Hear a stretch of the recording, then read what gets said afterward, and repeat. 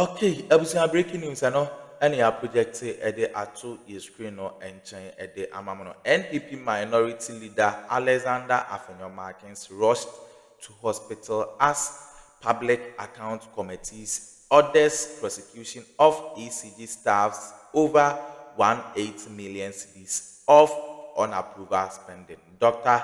Ren NHS ede ababeto ne war. Abusia oko political hazard nso a omo nso de aba abeto ye omo nso de aba abeto ye omo ye one of the NDC social media legit platform a omo publish news a very legit omo nso de aba abeto just in public account committee recommends prosecution of ECG staffs over 180 million Ghana cedis on approval 2023 budget overrun. Abusuya enti NPP minority leader Alexander Afenyomarkins. So no enana oko ECG oye board chair. Enti nisisi ano public account committee order Attorney General say say unprosecuted sanko for ni na yisi ano Afenyomarkins na so ayeshi anka. Samo me yanko na yanko pimu public account committee ho na yenkonko hwe de ekoso unsubscribe ya subscribe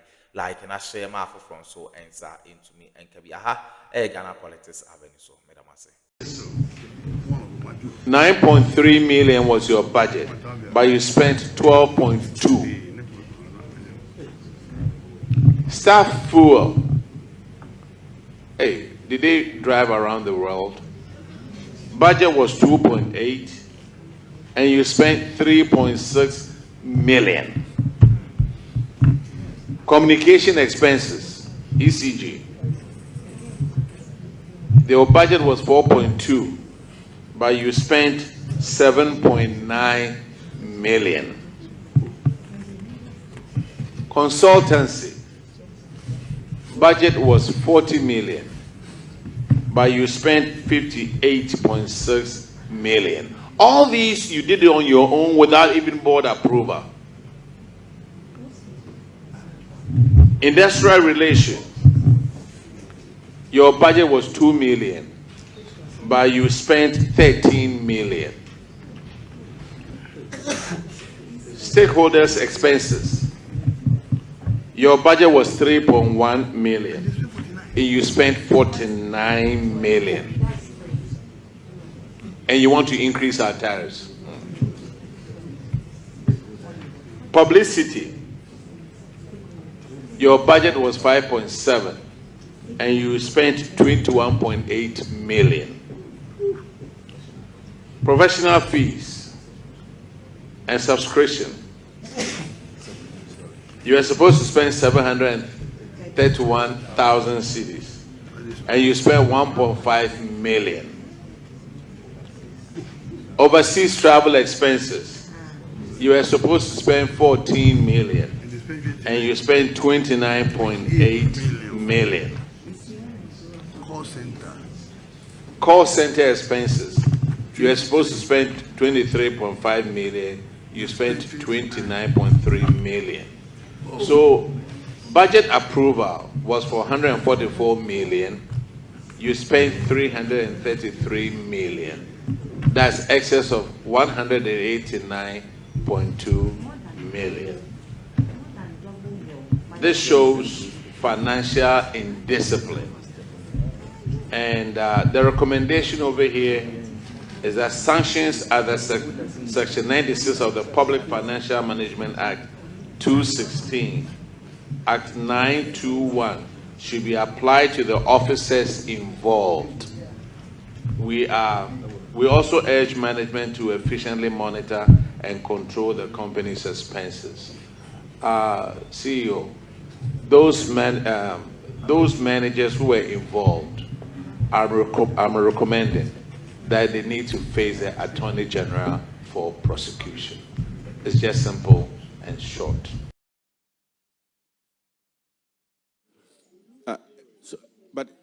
Minister, is there a confirmation that Dumso is back? Is Dumso back? Please. Absolutely not. This is quite worrying. I mean, the people of Keta cannot cater in other places. Yes. That's quite interesting. Honorable Chair, absolutely. Doomsaw, we don't have it. We don't even know what Doomsaw is now, as far as the Ministry of Energy and Green Transition is concerned. Keta Denu has some challenges, and one, they have some technical challenges with the lines, which the ministry has actually considered. It has to do with the network line to those areas. It is on the, I'm not very technical, is it a 69 kVA, whilst now we've improved it to 161. So in their case, even when an issue happens and you go and improve the system with whichever means, the next day you see that the problem has occurred again, because once the system is improved, consumption within the area also goes up.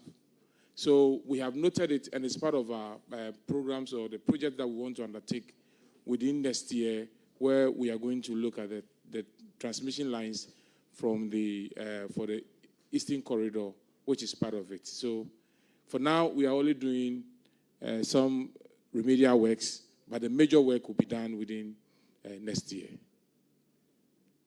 Thank you very much, Honorable Minister. Honorable Minister, well, it is not in the new and what his place, Keta only. Consistently for about 2 months now, and you name and its environs experience a lot of what you claim you haven't seen, the Doomsaw. Consistently, every weekend when I go, I sleep in the dark. So you send it there. So, Minister, this is something that you should look at.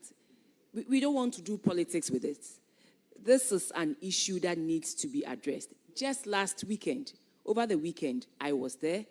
I was there on Friday, and usually it happens around 10 p.m., and then you sleep in the dark till the next day. And it's not just Etiwa East constituency. It happens in Fantiakwa South. It happens in Etiwa West. So it is not an isolated case. It's quite a number of the constituencies in the Buakwa region, and I think you should look at that. We keep calling the Tafo substation because we are told that is where we belong to, and a part of it also is in Nkoko, but consistently, sometimes it's a 24-hour thing.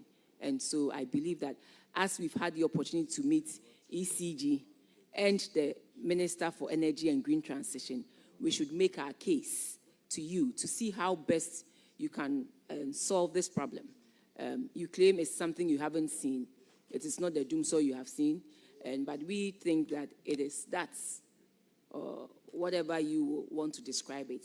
All we want is for you to see how best you can address this for us. Thank you. Thank you, Honorable Chair. Honorable Chair, we have noted that all the areas that have those issues, ECG has taken notice. And Honorable Chair, you would agree with me.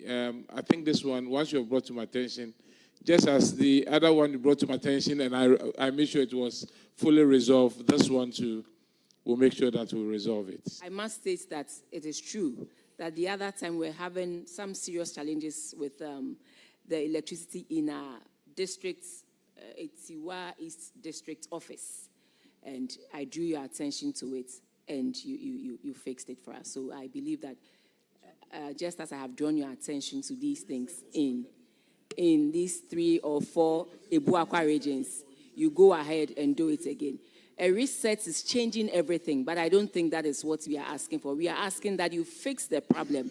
It's not about semantics, but it's about fixing the problem for us. You've done it before, and so I know you do it again. Thank you.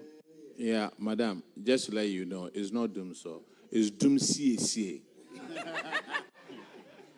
Thank you. Thank you very much. ECGMD, so with all the procurement issues that we saw from your end, I need this clarification, and it's for the purposes for this committee's report and also for the general public. HAPTEL and their mobilization office at your end, has it helped? Thank you, Madam Chair. ECG has moved to cashless, and we will not go back. So the concept is a good one, and we should all support it. In fact, because of that, most customers today, in the comfort of their bedroom, 2 a.m., you can buy your power, okay? And we are not going back. And we are deepening that, moving, transforming our operations. We're implementing an ERP that, we've been talking about transparency. We are improving that. Internal transparency, the way we work, we're changing that. And it's because we are in the age of AI. We can use technology to improve how we work and to improve our accountability. So we're seriously pursuing that. So we are not going back to the old days. Okay. Well, thank you for this honesty. And I asked because this is an indigenous Ghanaian IT firm doing excellently well in the market. And it's important that we try as much as possible to protect them. So once they are doing a good work, continue to refine what the services that they provide for you so that we can protect our own. Thank you very much. You haven't heard, No, with transformer. Okay, With the, yes. But before then, with the HAPTA issue, the MD has indicated the concept is good. It is just the process in which they were put on, they were actually enrolled, which wasn't done right. But even with currently, their rates have been negotiated. And I think that if we should follow up with it, it will help us. Thank you. So we can have something that is good for us, but we can also question the price. Okay. Thank you. The question about moving a transformer. Yes. The land. Sorry.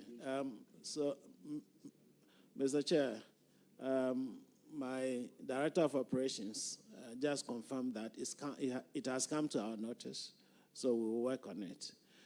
But let me also say that demand in Ghana is growing, and especially in Accra. And we will need land, and we need space to reinforce our network to supply every customer. We will need to put our equipment somewhere. So we need to work with the public, or we will need the public to work with us so we can provide reliable, consistent power to supply our industries and businesses. Okay. ECG, you are discharged. Thank you, Madam Chair. Oh, Madam, sir, hold on for a minute. There's another question that I missed. Yeah, a few months ago, there was this issue in circulation alleging that about 1,300 plus containers containing cables were missing or were detected missing from your outfit. How true is that issue? Mr. Chair, I'm not sure that report is correct. Not from our outfit. I think the honorable member is referring to the report that the committee set up by the Minister for Energy and Green Transition could not trace a certain number of containers, 1,300, not from our outfit, but from the ports. Okay, I just want to clarify that. And subsequent to that report, we have worked with the port authorities and with national security and with the ministry, and we have traced all the containers. And we have also shared that report with the public that all the containers have been traced. I gave an analogy the last time, and I will try to do that again.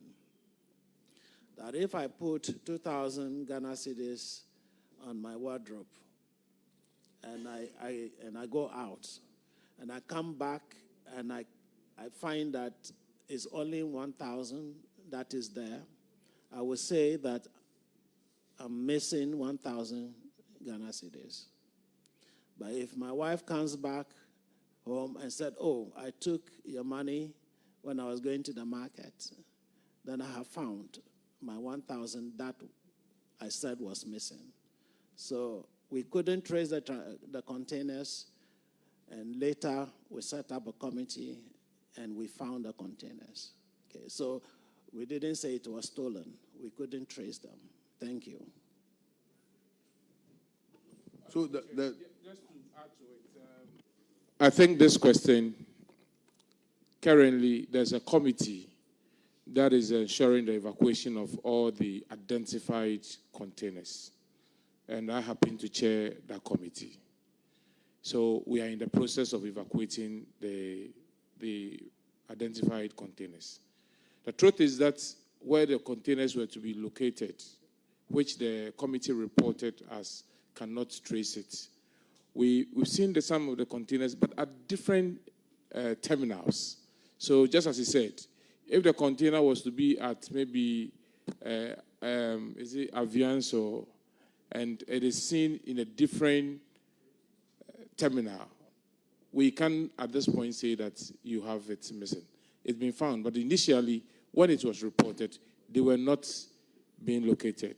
But now, because they have to do another audit with the support of the Ghana Port and Harbour Authority, currently we've been able to evacuate over 1,000 containers and its items, and we are still in the process of evacuating all of them. We are working with the Ministry of Finance, the Ghana Port and Harbour Authority, the National Security, the Police Service, and all other relevant agencies to make sure that those that we have, then ECG itself, those that we've identified, we should be able to send them to a location where, at the end of the day, we are yet to come out.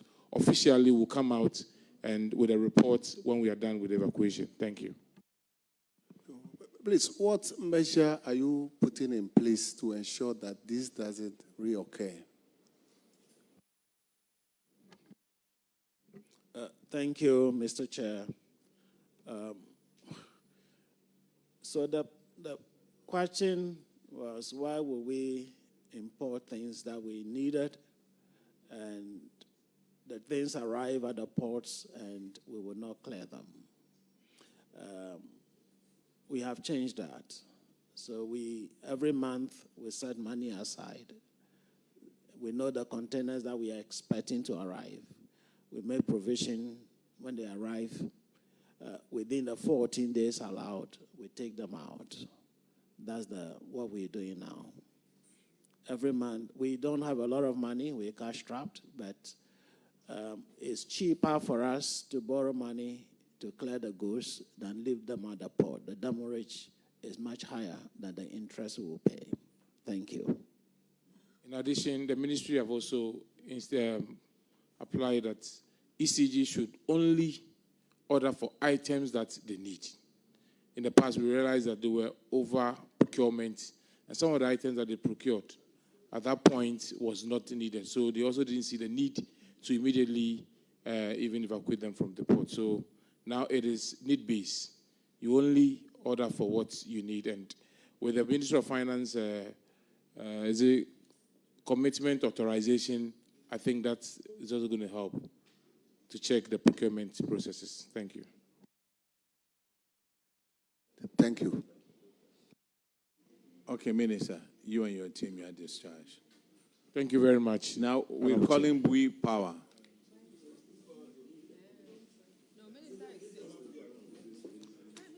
Minister, you are not discharged. It's ECG. Okay. Now, Bui Power. Oath, please. Okay, Bui Power. Could you introduce yourself to the committee, please? We are still live on television, so please.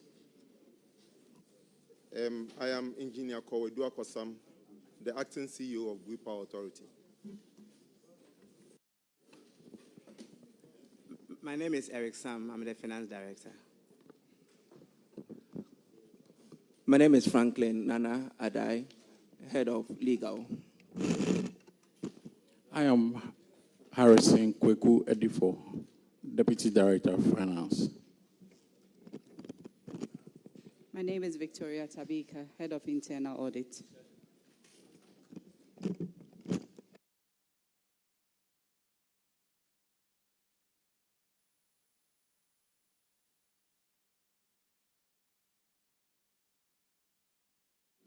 Okay, Bui Power, we would start your infractions on paragraph 332.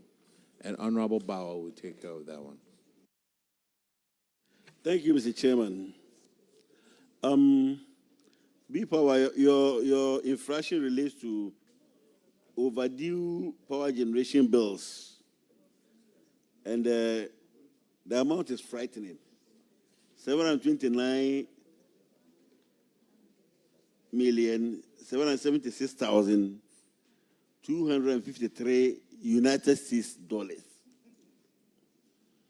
And the auditors noted that you supply power to ECG, and the amount that the ECG is supposed to pay the Bui Power Authority in terms of your receivables, consistently, every year they reduce the amount of money that they are supposed to pay. And per the agreement, they are required to pay bills to Bui Power, at least. And in 2020, for instance, they paid 57% of the invoice amount. They decreased this in 2021 to 34%.